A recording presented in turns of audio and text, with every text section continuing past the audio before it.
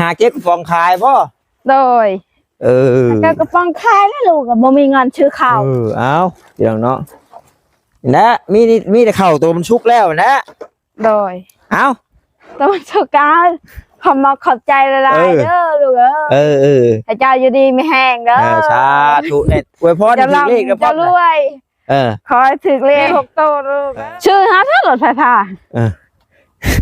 มีเงินลูกเอาเนี่ยได้เดี๋ยวลูกมาย่างแล้วแต่ละมือย่างมาโอ้ยใช่เพียงมาลูกอยากได้แห้งอะไรบ่เดี๋ยวอยากได้แล้วมาแต่มือย่างเกือบตายหมูมาชอบน้ำย่างชอบเลยอ่อนแล้วเหรออ่อนแล้วอยากได้กันโอ้ยอ่อนกันอ่อนแล้วเนาะแม่ขายได้แม่เลยลูกอยากได้แห้งกันได้ลูกอยากได้แล้วมือย่างส่วน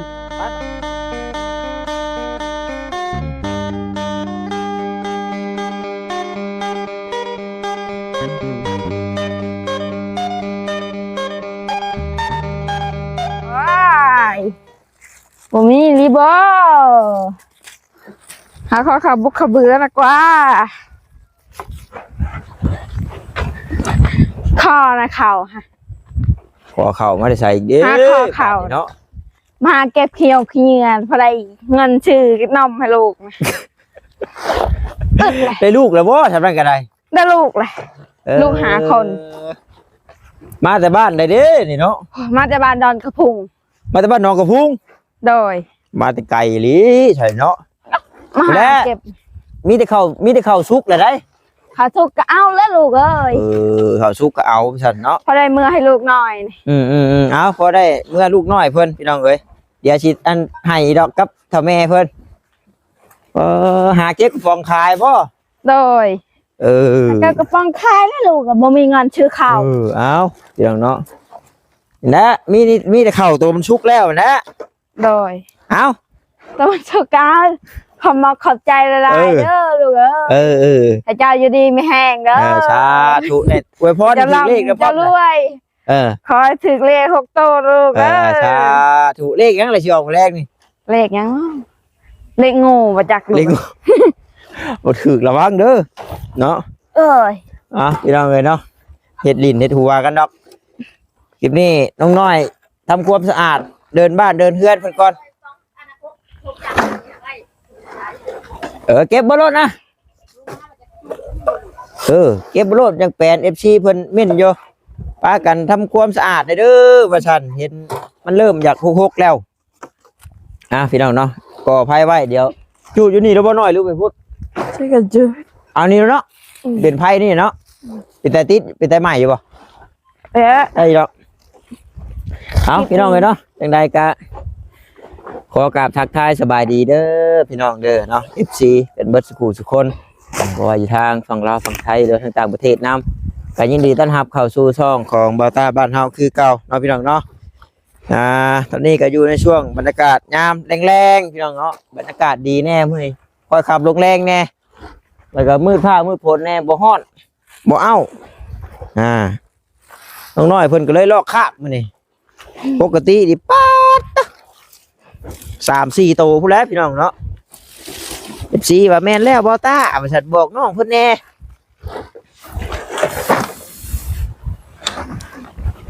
เป่าไฟมันลูกก่อน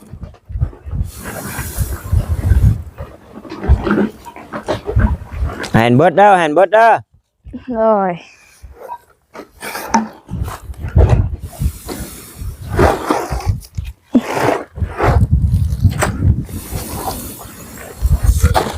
หมูได้เนาะถึกเลย6 ตัวอยากถึกอยู่บ่ชื่ออยู่บ่ล่ะบ่ชื่อได้อยากถึกบ่ได้ชื่ออยากถึกพันวานกว่าแต่ขนาดกูเป็นชื่อยังบ่ถึกขนาดชื่อยังบ่ถึกบ่ชื่อยังกระเต็กแล้วเอาเก็บแต่หน่อยยุงลายได้ไหมฉันจะบ่เก็บยุงลายได้ก้อนบล็อกอะออกก่อนอึ๊บรถนี่ไปกับก้านี่พี่ตั้งก๊กเป็นพี่น้องหลายครับมาคือข้าวเป็นนักเรียนได้คุ้มมาได้มาทางนี้ระวังรถเด้อขวมทางเด้อเคยบ่หน่อย เคยอยุบหาเก็บหิน เก็บอันกระโปรงกระบองเขาได้ ถ้า แม่ เดิ ครู น ว่าระวังรถเด้อลูกเด้อเด้ ถ้าเดินได้ เผาโต้มาหลายไหมเฮ้ยชิมอดให้มันกล้านี่อ๋อข่าวตูนอยู่เฮ้ยผู้ใดเก็บได้หลายก็ให้คะแนนหลายแนมชิปเอากินน้ำกันเก็บน้ำกันพี่น้องเนาะเฮ้ยเอาฟังความเพิ่นนี่ละ ฟังความเผื่ออีกฟังความเฮ้ย พี่งาไม้โดนพายุออกมาก็พี่น้องเนาะบ่ได้อันมีรถหุ่นใดมาบักลงเมื่อแกเมื่อช้อยนี่พอเราเอาเมื่อรถเราอ่ะนี่ไม้เชือกนี่กับนั่นจักคนเอาเราให้อยู่แล้วเฮาบ่มีแนวแก้บ่อยู่ จะว่าแตนสิต่อตา โอ้รถเฮามันแก้บ่ได้รถนั่นน่ะเพื่อสิไปปั๊มคือรถไม้ทับรถมูลเบิดโอ้ได้อันนะอันน่ะบ่มีปัญญาเมื่อนี่ดิทางแตนแม่นไปบ่ได้บ่ยังเลยแม่ ยังบ่ก็ปวกกินเลยเอามาเบิ่งแหน่ตอนลูกเฮ็ดเวียกนี่ ตอนลูกเฮ็ดเวียกนะเพิ่นเอิ้นบอกแม่เพิ่นว่ามาเบิ่งแหน่แม่เอ้ยตอนลูกเฮ็ดเวียกบัดลูกนอนแล้วบ่ติน้อยตอนเฮ็ดเด้ มันก็มีเวลาของมันนะมีเวลาของมัน เบิ่งแม่เบิ่งเอาเด้อยามเขาเฮ็ดน่ะเด้อยามเขาเฮ็ดเขาก็เฮ็ดอยู่เบิ่งบ่ไปคุมให้มันใหม่ได้ยุยิบ่ได้เลยนี่เด้เฮ้ยแตะไข่นะไว้ให้ปวกบ่มันเปื่อยแล้วยาใช่มีรถหุ่นใดมาบักลงให้เรานี่แล้วก็ช่วยเฮ็ดแม่แป้นเถียงนี่ผมมีเถียงก็เป็นคู่ลูกเลยใช่ไหมชัวร์ใช่ปะถอนหน่อยครับล้างมือก่อนเอายังบริเลี้ยวบริเลี้ยวยังฉีดคุ้มอยู่ฮะเพื่อนหลายเทือแท้มึงเด้อจับด้วยจับก่อนอาจจะเป่าไฟทางลูก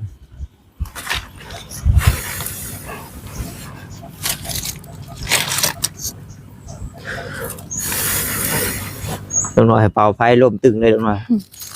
อันวินหลีได้เนาะวินเลยล่ะลุกแล้วเฮ้ยเด็ดบั่นไม่กระชะนี่นะลูกชายดูได้เลยใช่ไหมกระชะ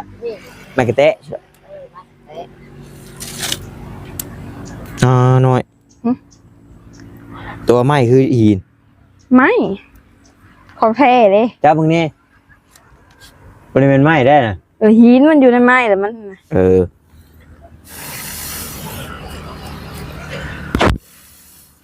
ก็ให้ปักปัดหนักก็ให้ปักมันบ่มีจักโออยู่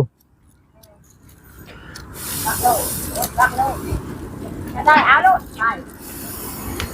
แล้วบอกเขาอยู่บักกับมือโลดเราอ่ะ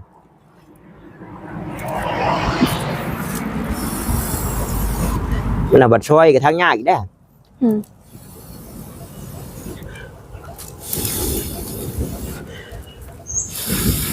นี่ลุกเลยเห็นไหมแกชอบบรรยากาศยามแรงเนาะพ่อแม่พี่น้องจะสิประมาณนี้แหละสวยงามสะอาดให้เพิ่นเป็นยูทูบบี้แจมจันว่าไปช่างว่าไปเถิดสะอาดขาวงามนี่แหละบรรยากาศบ้านเฮากระซำนี่แหละน้องไม่เท่าบ้านเฮากระซำบ้านเฮาไปสัมภาษณ์ทำแม่ไปสัมภาษณ์ทำแม่ไปหยาว่าไม่เท่าไปไปสัมภาษณ์ทำแม่รถให้ยูทูบเบอร์ถือให้ยูทูบเบอร์ถือจะเอาหยาใช้เอาไปคลิปนี้ใช่น้องน้อยเป็นผู้สัมภาษณ์แม่เด้อคลิปนี้เด้อมันเห็นแล้วน้อยผู้บ้าอย่ามันให้มันกล้าก่อนให้กล้าก่อนใช่นี่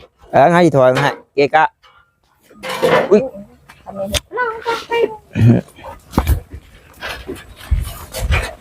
มาเบิ่งแม่เฒ่าแล้วสิเอาหญ้าเนาะมาใส่ตาบคันสบายดีเด้อพี่น้องเด้อมื้อนี้ก็มานำน้องน้อยพี่น้องเนาะให้เพิ่นเป็นยูทูบบี้นี่อุ้ยไปแล้วหญ้าก็เกิดกันเบิดเลยเอ้ย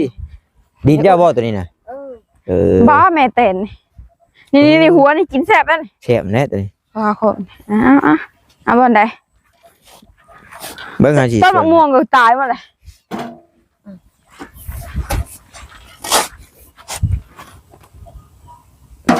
เจ้าไปเรียนใช่ เออในถิ่นนี่ก็มีอ่ะ บ่คักบ่ได้ตัวเมียพุ่น นี่เด้นี่แล้วมันเป็นนางคือเองมันได้หน่อยเอ้ย อืม หญ้าพวกมันโปร่งไว้จะไป ถ้ามันปรุงมันบดเจือน จะ ไว้ มีหญ้า ไว้ปะ มันได้เงินน่ะเด้อเอาอีกหน่อยทำกว้าง ได้เงินพุ่น อืม จักปีได้ เห็นบ่อัน นี่ชื่อฮะถ้ารถไฟฟ้า มีเงินลูกเอ เออ เอาเนี่ยได้ เดี๋ยวลูกมาย่างแล้วแต่ละมือย่างมา อันนั้นบะหมี่ โอ้ย ข้าวเพียงมาลูก อยากได้แห้งอะไรบ่เดี๋ยวนี้ เดี๋ยวจากได้แล้วมาแต่มือย่างเกือบ บ่ ตาย เออ หมูมา เออ ชอบบ่น้ำย่างชอบเลย อ้อนแล้วเฮ้ยอ้อนแล้วเฮ้ยอยากได้กะ โอ้ยอ่อนกะ อ้อนแน่เนาะแม่ ขายได้แม่เอ้ย ลูกอยากได้แห้งอยากได้ติ ลูกอยากได้แล้วมือย่าง ชวนไปนี่ถือเอาผู้ มือย่างเลยรถไฟฟ้าก็เอานะบ่ได้รถจักรอะ น้องน้อยเขียวแม่อยากได้รถไฟฟ้าบาท ยกมือย่างในแต่ละมือ ออกลายแล้วบาทพี่น้องเอ้ยเริ่มเมื่อยแล้ว ก็เมื่อยแล้วบ้าน เอาร ลู ถ ก จั คั ก ก ร แล้วน้อยเอ้ยน้อย ลูกคักแล้วนี่มาเอาอันไม้อยู่ในยาวเคลียร์นี่ อ่ะ ถ้ายังงับเกียรตินะลูก เคลียร์ให้ใหม่ดีรถนี่พวกมันไฟกล้านี่นั่นไม้ตัวกาดน้ำหัวไม้เขาน่ะโอ้ผลกับชิมาโอ้ผลบาทนี่ ผลก็หยิบ ไปลูกผลสิตกใส่มันบาดโอ้ยฝนตกมากระบอกสิหลน เฮ็ดใช่รีผลนี่กะ ผ้าสีห้องคัดของไรงัว บ่ได้ว่าคัดของอะไรงัวมันสิมามันตกลีแล้วฮะอยู่ฮะ ตกรีบไป โอ้มันสิเฮ็ดหยอกหยังเจ้า ใช้เขียใช้ เอาเคลียร์กับให้มันออกทีละหน่อยหรือว่าเขาเอาไปสลามบ่เคาะไปท่านมันสิมอดโป๊กก่อนน้อยโป๊กก่อนอย่าให้มันลาบไปโป๊กก่อนยันเปียกแม่มันแห้งเติบได้ครับเดี๋ยวมันคอยห่มไม่ลาบไปหรอกหมวกกันน็อกเดี๋ยวฝนตกก็ยิงเอาเด้อน้อยบัดไข่ได้ เมื่อยเด้ พี่มาอันเคลียร์กับน้องน้อยพี่น้อยลูกสาวบ่ดำหน้าซอยได้ปีน่ะ ยกย่างไปย่างมาย่างหันย่างนี่ บางมือกะบัดหมูบ่เข้าส่งที่น้อยโอ้ฝนตกเข้ายากเลย ฝนตกกระโดดพลาดจ่าจีดซัมบน้ำปักป่า ไอ้ว่ารถไฟฟ้าบัดมันสิบ่น็อกมืดก่อนบ่มันสิดม อย่ามันคอยก็ทำย่าง หรือว่าบัดมือฝนตกเฮาก็บ่ขี้ติ อย่ามัน แต่ว่า ถ้าสำหรับอ้ายนะเด้อถ้าเจ้าชื่อรถไฟฟ้าอีหลีนะรถไฟฟ้ามันก็คัน5-6,000พุ่นใดหรือชื่อรถจักรมัน5-6,000ได้กว่ารถอิตานุ่มเราชื่ออ้ายมีแต่5,000นึงรถจักรนะรถจักรมันลุยขี้ตมลุยพงอย่างได้สบาย มีได้รถจักรคันที่5,000กะ มีบ่ มีรถที่ไฟฟ้านั่นมันลุยน้ำบ่ได้เต็มมักเฮามันสำหรับขี่ในเมือง นี่เลยโยมันเมื่อยแล้วย่างแต่ละมือ เอาขี้เจ้ามีเงินประมาณ5,000แล้วเจ้าบอกอ้ายฮัลโหลอ้ายต้าหรือว่าบอกอ้าย เดี๋ยวมันบ่มีจักเทื่อ5,000ผู้ กูไปขอแม่ไปแอวแม่ไว้ โอ้ยเมื่อยจะแอร์แต่ละมือ โอ้เว้าอยู่ว่าแต่ละมื้อ ว้าวแล้วเฮ้ยเมื่อยแล้วมือกับย่างมากับหมูมาชานี่ก็อ้ายเพิ่นมาชากันมาย่างมาชาดิ อันนี้ไม่ได้แล้ว 5,000ได้รถ5,000น่ะ มีเงินหาแล้วจ้างกันไป มีเงิน5มันสิยากจังติ ก็มี5,000โซ ง่ายดอกเนาะ โน้บ่ยากแอร์เวย์แล้วนี่ แอวแม่ติแม่ปลดไปแล้วน้อยนี่ไม่เขียนเลย ชื่อละดอก นี่นะนี่อยากเอาบอลเคลียร์บอลทงยางนี่ให้มันออกมาใช้บอลเปลวไพ่ทีนะออกมามันแล้วมันติดเอาใช่จำเหตุคือทำเมแล้วว่าฉะนั้นจะไปตบมันลงแห้งมันนี่บ่ได้คืออันจีงัวแล้วเนาะ โน้ก็คือจีหนังนะ ก็คือจีนางจี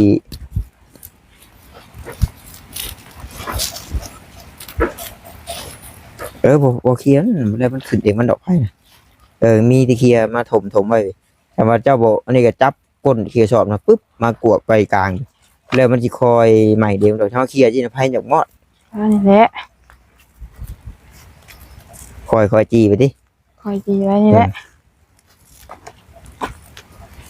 ชอบไว้ ชอบหยัง โยไว้อันเผาหัวแล้วมันสิใหม่เป็นยางมันก็สิลุกลามไปมันดอกเนี่ยถุงยางจะเปียกเนี่ยเนาะเดือด คน ย ก็ ก ตกบัด มันนี่ก็ไปเข้าไปก่อนแล้วก็มาเคลียร์ออกอีกเคลียร์ เปียก ใช่ เสร็จแล้วนี่ดิ ฮะ เปียกเสร็จแล้วนี่ โอ้มันไปฟอยนี่ได้ไหมนะเขาขึ้นไปนะ เกือบตก โอ้ถ้ามือบ่จองตัวนั้นไว้นั่นปุชอดพี่ลีนี่เขาเหยียบเธอกลางนี่ปั๊มรถ คือไม้ตัวนี้แล้วหนูมันมา ไม้แต่นี่มันอยู่ไม้ดิบอันนี้มันเป็นไม้ ไม้ตาย แถมไม้มันม่วงคั้นนี่ฮะบ่ตาเหยียบฮักตั้มรถพี่น้องเนาะใครเนี่ยแต่มือจองอยู่เทิงไว้ วัดเทนี่ก็โกยเนาะ ว้าย เรียบร้อย เรือเอาลงบ่ โอ้ยมันตะปูตอก มันสิตอกใช้บ่ได้ตอกใช้เราคัดไว้เฉย อันนี้ มีแต่พากันหามได้แล้วแหละ เหนื่อยเอาลง หรือว่าถ่ายมีหมู่มาหลายก็เนาะ อืม ชายเนาะ อืม น้ำมันเก็บไปไว้อันเก็บดังไฟเอาอีกเนาะจนว่าบัดยาม ใช้เองให้ลูกคุณลิ้นเลยมาให้เล่น พอได้มีน้อยติ คือผ้ามาแล้วกันเนี่ยก็ ขี้ยิงใครแน่นอนไหมเนาะ เลยอันนั้น เข่ามันขึ้นประมาณคืบหนึงแล้วเจ้าซื้อยามาพ่น โอ้ยเอาวันเฉดได้นอนลูกเนาะ ซองแสน50,000นึงดอก เสียหน้าสิ แสน50เป็นจ้างกับพ่นกระตุกหนึง50,000อยู่ในบ้านหน้าเจ้านี่โอ้ยเบิดหลายตุกเติบอยู่คือกันได้นี่แต่ว่าบ่เบิดหลายเด้เบิดหลายเด้นาผู้เขารับจ้างฉีดยานะเขาสิย่างไว้อยู่เขาฉีดเขาสิย่างเอาไว้ผู้พูดปาตาว่านี่ผู้ดีเบิด10กว่าตุกเมื่อวาน ลูกสิยาประมาณ ฉีดแล้ว เหมือนทั้งน้อยทั้งชาวลิต ตอนแรกก็ซองทางงั้นว่าทางซีได้จังเต็มเต่านะ20 ลิตร นี่เลย เดี๋ยวมันนี่ไปเขียวมาจะอีกมันก็เบิดยากจัก ผู้อยากถึงเลขนี่วะ ถึงเลข หืม กองแก้วเนาะออกเด้ออยากถึงเลขก็เฮ็ดได้เด็กว่าชื่อ ตัวบริสุทธิ์แล้วก็แถมบ่พันดีเรียกว่าง่ายๆก้นมันมาทึบใส่กลางบัดเดียวก็แล้วจักหน่อย คอยเคลียร์ไปนี่ไง เอาจ้ะ ที่มาเองมันดอก แนวมันได้ไม่เชือกนะฝนตกใส่กระชำไรนึงบ่ได้มอดได้ แม่น มีเชือก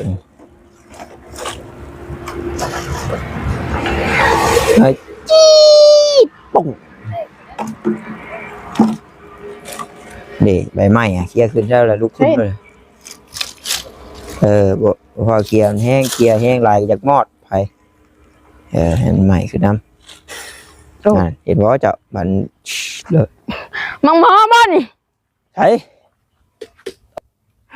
โอ้แข่งลีกโมกะ บ่แตก โอ้ได้เชยนึกเจอหัวมากระแดกคือเพิ่นว่านี่เนาะชื่อมันใช้ชื่อน้ำรถไทยบอลเก่ามั้งนะคนเขาพอดีตกแลนพี่น้องเนาะสวดเสียตกแห้งได้น้องน้อยย่างเข้าไปเฮือนเปียกได้ เปียกเลย เมื่อน้องนี้เข้าไปชงเฮือนบ่บุญ บ่ฮอดทันเวียด ฮะ ฮอดทันเวียด มันทันเวียดแกงเข้าไปเลย เปียกเลย นี่เจ้าบ่อยากเคลียร์หลายเทื่อนะจับนั้นใช้รถบนไฟลุยโอเคป้าแล้วบัดนี้โอ้ยขักปัดจังถวยโพมมันใหม่ไว้แล้วถวยโพมโอ้ยได้จูดเลยขึ้น ปีน โอ้มีได้มีได้อันคนเล็กกับไฟแตกใช่แต่กับอันลูกไพ่เด้ แม่น ลูกอันหมอลำนะ ๆบางลำ จูดอันนี้ได้นี่ตุ่มรถนี่ก็ เปียกกับมันสิทนภัยบ่เนาะ ปูดปาดเด้อ เปียกกับมันบ่ทนภัยจังกันเนาะ โอ้ย ภัยกับลมอันตราย แม่นเลย ลมนี่ก็ถ้ามันถ้ามันบ่มีแนวป้านแนวต่ำมันนี่ก็บ่เป็นนะมีแนวป้านแนวต่ำนี่โอ้ยมุนทลายไปเบิดคือกัน อันตรายค่ะ เพิ่นแทนเพิ่นก็บ่เว้าภัยธรรมชาติเป็นตาญาติจักโมงแล้วนี่ก็5 โมงพี่น้องเนาะค่ำแล้วมื้ออื่นอยู่ใช้มื้ออื่นหน้าบ่ เจ้า ไปหาเฮ็ดบ่ ไปหาเฮ็ดบ่บึง เอาเลยก็หาเฮ็ดแกงถ่าเด้อ ได้ถ้ามันมี เฮ็ดเฮ็ดละงูเฮ็ดหยังก็ได้บ่หมอกเฮ็ดดินเฮ็ดหยังก็ได้เฮ็ดคือเจ้าได้นะได้ดอกกุมจูมันโอ้ยคักเลยแซ่บ แม่น ไว้เรือพี่น้องเนาะแปลนขึ้นได้เด้ฮะเกี่ยงกล้วยแล้วอันนี้ยามันนี่ไว้ดังฟืนดังไฟเองป่ะซะพี่น้องเนาะทางบ้านตาเองก็สิได้ขอตัวจบคลิปก่อนพี่น้องเนาะว่าผิดพลาดประการใดก็ขอโทษขออภัยน้ำลายเด้อพี่น้องเด้อคลิปนี้ก็เวียงหลายแล้วพี่น้องพากันคุ้มขี้เหงื่อส่วนน้อยๆก็เขียวอยากให้แม่ซื้อรถถีบไฟฟ้าให้เพิ่นว่ารถถีบไฟฟ้าก็คัน4-5,000พุ่นพี่น้องเนาะหาซื้อรถจักรดีกว่าบ่ตาว่าแต่รถจักรนี่ข้อดีนี่คือลุยได้เนาะลุยน้ำลุยขี้ตมเหมาะสำหรับทางเขาหน้าน้อยๆได้แต่ว่าข้อเสียก็คือได้เติมน้ำมันรถถีบไฟฟ้าคือสากไฟเอาพอพี่น้องเนาะมันก็ข้อเสียข้อดีนั้นต่างกันอยู่ไปโอเคพี่น้องสบายดีเด้อพี่น้องเด้อบ๊ายบาย